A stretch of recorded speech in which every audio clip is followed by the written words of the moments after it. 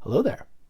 Today we're looking at the evolution of the Imperial Walker, also known as the All-Terrain Armored Transport, or AT-AT, or AT-AT, depending on how you say it. And I'll apologize off the bat. This is one of the larger items in my collection, and I haven't done a video for something this big before. And it's going to be a little bit of a shaky cam because I actually can't use the tripod like I normally do. But here we go. We'll just take a look. This is the vintage version that came out in 1981. This was one of my most memorable Christmas gifts from when I was a kid. And definitely a lot of fun to play with. It was a great toy for the day. It was definitely really great to have. And so let's just take a look at it real quick. You have the leg, the articulated legs here. They do click in place and move a bit. And then you have also the knees as well. And you have definitely good detail on it. I'll go around it here, but we'll start here. We'll look in the ferry we would load up with troops. This was the battery compartment. It took 2 D batteries. I don't have, and I store it without batteries. And I highly recommend, if you're storing any toy for any length of time, in any kind of use, that you remove the batteries from it, because you don't want the batteries to explode in there and leak and get battery acid all over the place. It'll ruin the electronics. It can damage it pretty bad, and it's just a mess. But anyway, the other big feature in here is this little T-handle. And if you'll see here with the head, that you can move it back and forth, and you can push it in and it looks up, pull it down, it looks down, and there's also the button on here that would activate the electronics. I'll show you the electronics real quick. That if you look here, there's a little motor that moves these back and forth, and they're basically like light pipes. There is a small light bulb in there that would light up, and then the motors are going as the motor's moving these as they go back, and then as this part hits the light bulb where it's the out position, it would light up the end. You see the light on the end.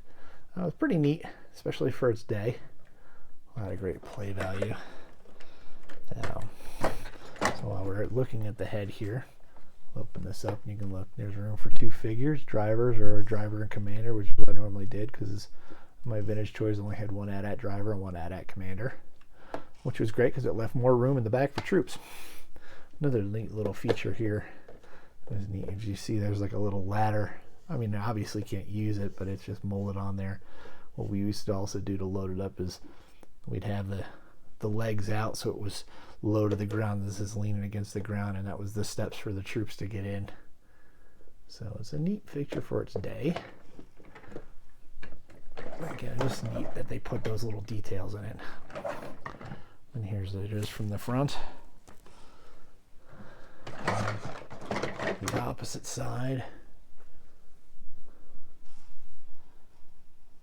And definitely some worn stickers, but like I said, this was well played with when I was a kid.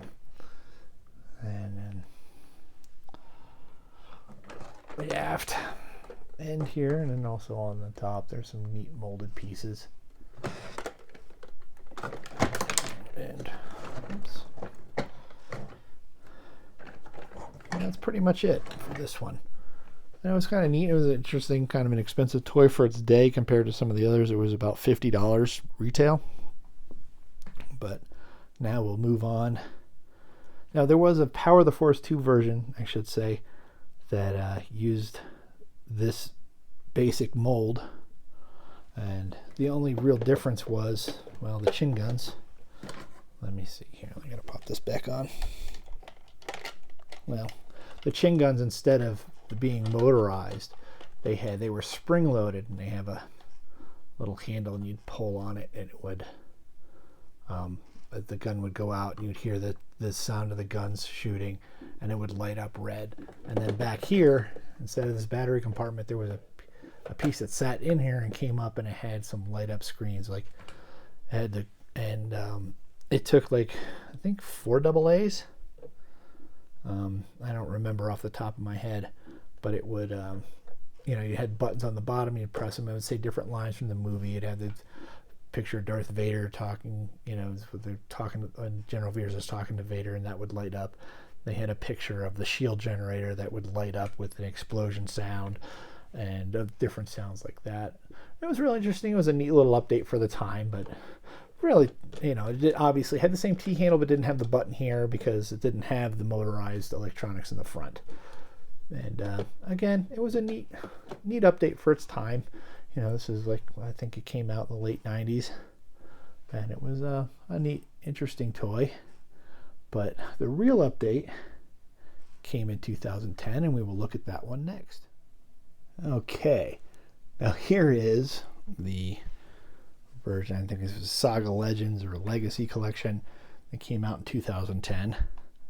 Oddly enough, this was a Christmas gift to me in 2010, and that was neat because it was my oldest son's first Christmas, and I got him the Galactic Heroes version of the Walker, and he still has that somewhere.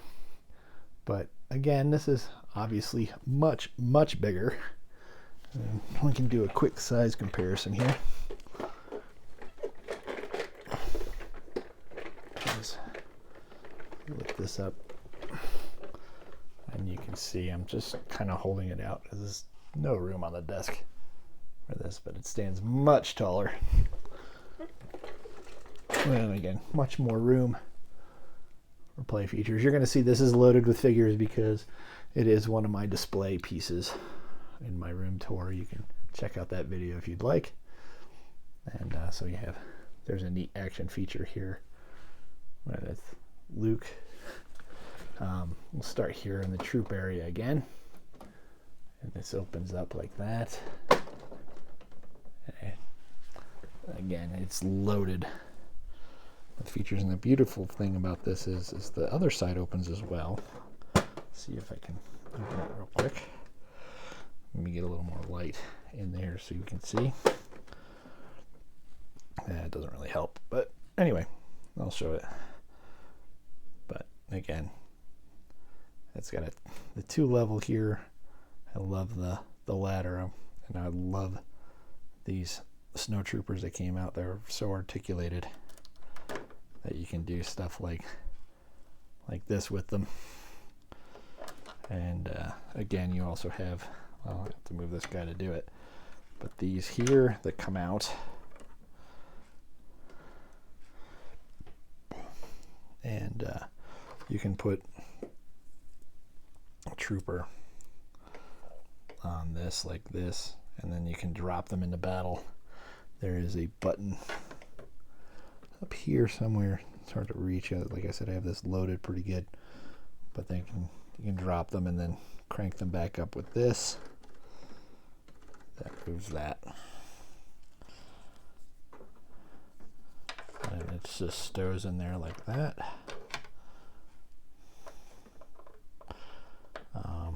This one does have batteries, so I will show you the electronics. It's actually on the other side there. There's a small button in the back. I can reach around and hit. So Rebel Snowspeeder Squadron approaching on your flank.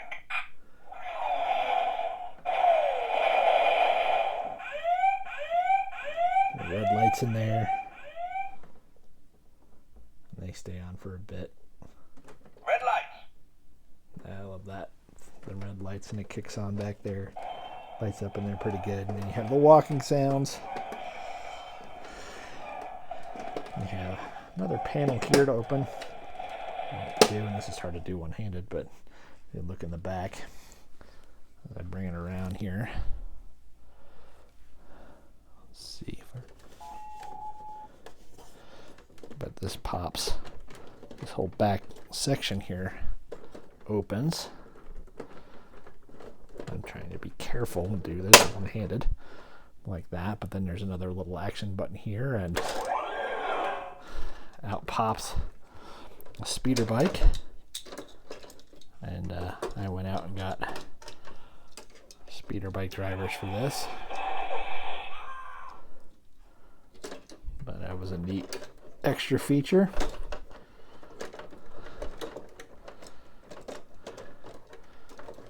And he pops right back in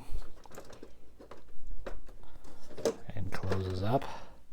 There's also 3 buttons up here with different sounds.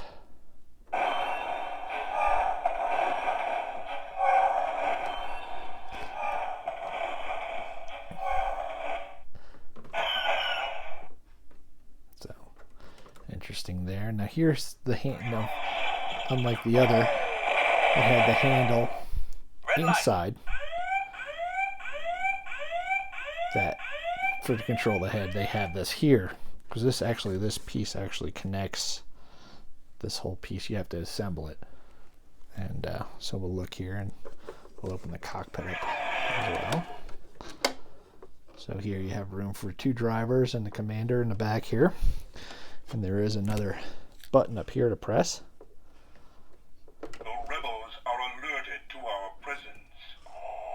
So another great bit of lights and Rebel forces in range. Forward deflectors at full power. Red lights.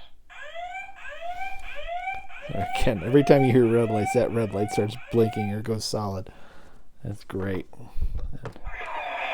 Target the rebel scum. And now, so pop this closed, and then I'll show you this here opens up like this, and so there's neat little guns that flip out here but you can control the head by lifting it up, looking down. There's a way to turn this. It's got to be at a certain height if I remember.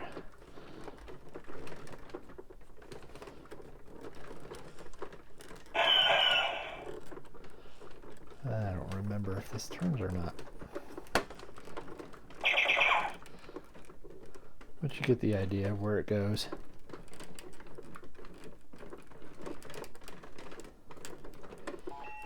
And the beauty of this one is like with the Vintage and the others, is the head always kind of droops down like that. But when you lock this into place, it holds the head up a little straighter. And this also has machine guns on the front, and this also has that pull feature, if I remember right. Let me see if I remember here. But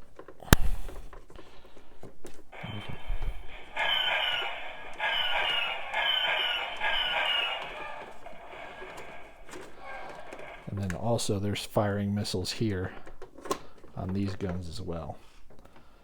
But again, there's just amazing detail on this. As I very carefully try to lift and turn this,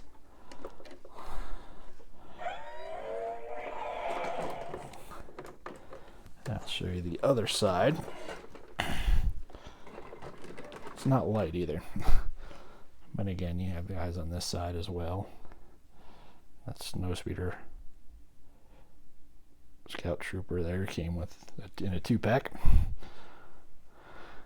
And again, you have another one of these drop pieces here. And there's also a button here. Like this opens up on the bottom here. If I remember correctly how to do this. You could use it to drop troops. I like having the loot displayed here. But you can pull this, you can pull this down and then press this button up here and it lines it up so that Luke kind of looks like the scene where he's going up to open up the hatch and throw in the detonator to blow up another walker during the Battle of Hoth. But again, not only is this a great display piece on my Hoth shelf. But it's also got a lot of great playability for a kid. I mean, and this was $100, I think, if I remember correctly, retail when it came out. And but it's a lot of fun, and it's a great addition. I mean, it's probably, it's still kind of underscaled for the movie, but I doubt they could make it much bigger. But it's great to have all this stuff here together. Another opening hatch over here, and again, great display. And again, these legs do move as like the vintage, fully articulated. And so I have one more to show you. All right, let me show you now. All right, so here is the last entry in this video. It's the latest version that came out, and granted, it's not the same as the Imperial Walker from Empire. This is obviously the Rogue One AT-ACT, but I still figured I'd add it, even though I don't have one of these in my collection. I'm borrowing this from my son. This came out in 2016, and the price was $300.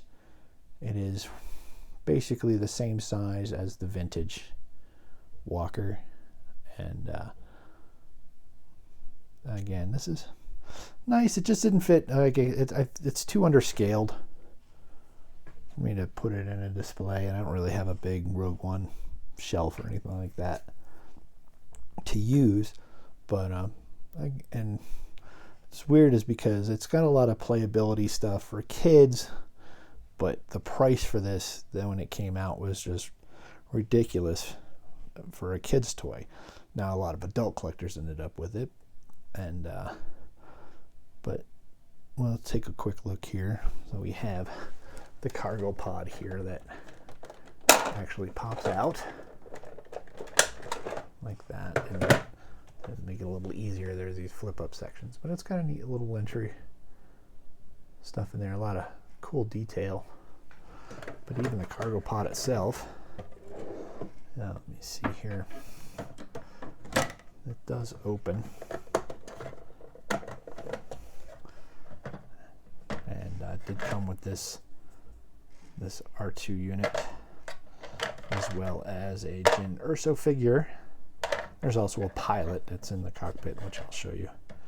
And you have this piece here that would drop over the side, and this little handle to pull everything and bring it, the winch to bring the winch back up.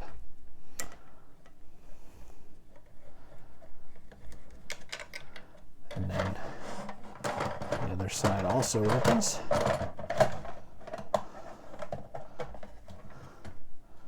And you have this blaster.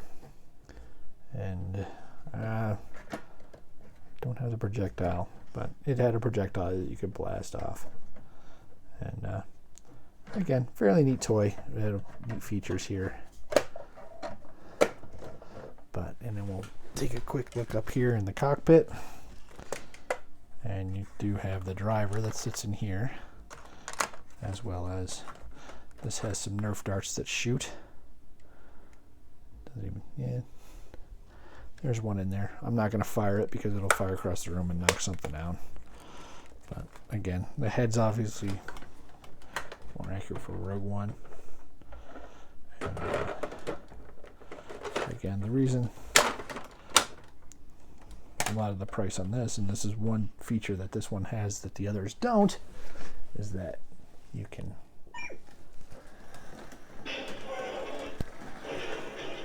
it actually walks on its own. And also there's some other buttons up here. I'll show you real quick. That you have these two move the head. This one makes firing sounds. It also lights up the chin guns. And I'll press the buttons to move the head.